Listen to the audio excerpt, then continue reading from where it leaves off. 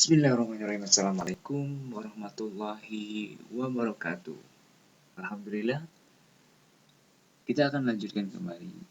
Pada kesempatan kali ini kita akan lanjut ke chapter 4. Which one is your best gateway?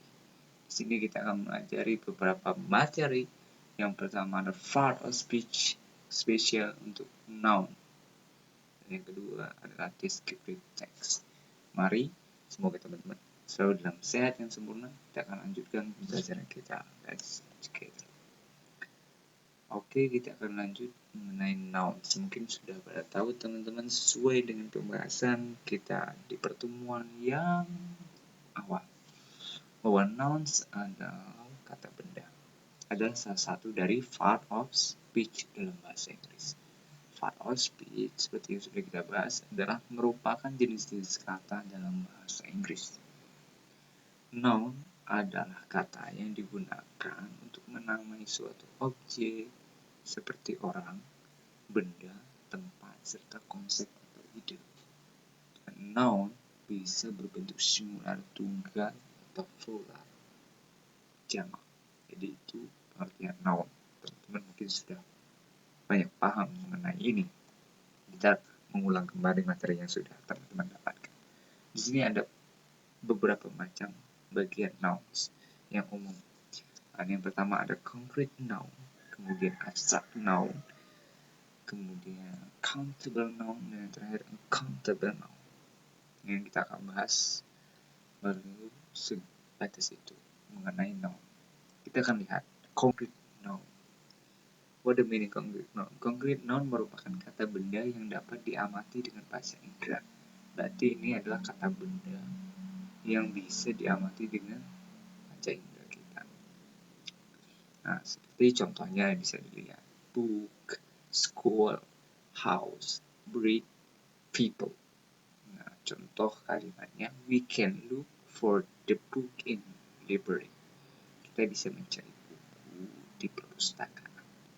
Nah, untuk noun, kata benda yang bisa diamati dengan bahasa indera, maka kategorinya masuk di concrete noun. Jelas lah bahasanya, mungkin teman-teman sering mendengarkan konkret. Jadi jelas bisa kita lihat bendanya. Nah, kemudian ada abstract noun. Mungkin mendengar kata abstrak pun bayangan teman-teman sudah jelas ya. Jadi abstrak itu nggak bisa dilihat dengan panca indera, jadi nggak terlalu jelas. Abstract noun berarti artinya adalah merupakan kata benda yang tidak dapat diamati dengan panca indera. Contohnya, mungkin teman-teman bisa lihat contoh di situ. Ada love, cinta, bisa dilihat dengan bahasa indera. Hate, benci, romance, romantis atau romansa, feel, perasaan, ide, dan ide.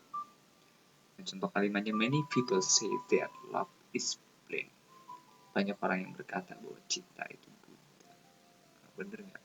Nah, itu abstrak. Itu kata benda yang abstrak. Nah, itu abstrak noun, kategori abstrak noun. Nah, yang kedua, selanjutnya itu countable noun. Countable noun merupakan jenis kata benda yang dapat dihitung dan memiliki jumlah. Contoh, mango, manggus, atau mangga, atau beberapa mangga. Kalau mango, dia satu mangga, manggus, beberapa mangga. Bisa dihitung jumlahnya nggak? Banyak banget. Apple, apples, pakai S. Nah, itu ada beberapa apel. Man, laki-laki, itu beberapa laki-laki. Itu kan bisa dihitung sesuai dengan penggunaan kata benda tersebut. Jadi kalau bisa dihitung, maka dia kategorinya masuk di countable noun, kata benda yang bisa dihitung dan memiliki jumlah. Contoh kalimatnya, I will show you where is my grandfather house. Aku akan menunjukkan padamu di mana rumah kakekku. Situ grandfather's house. Gitu. Kita akan lihat selanjutnya yang terakhir adalah uncountable noun. Uncountable noun merupakan jenis kata benda yang tidak dapat dihitung jumlahnya kecuali menggunakan media. Nah, contoh seperti sugar, gula. Itu yang nggak bisa dihitung satu persatu, butir-butiran gula. Jadi dia termasuk uncountable noun. Oil, minyak, kemudian water atau water, air, and sun, pasir. Nah, itu beberapa contoh dari noun ini termasuk dalam kategori uncountable noun. Dan contoh kalimatnya, I need a little sugar into my coffee.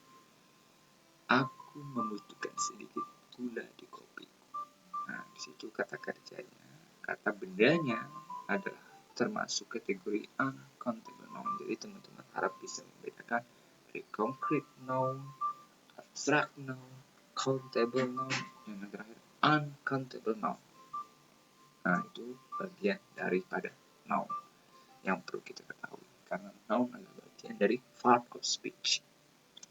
Okay, thank you very much for your nice attention.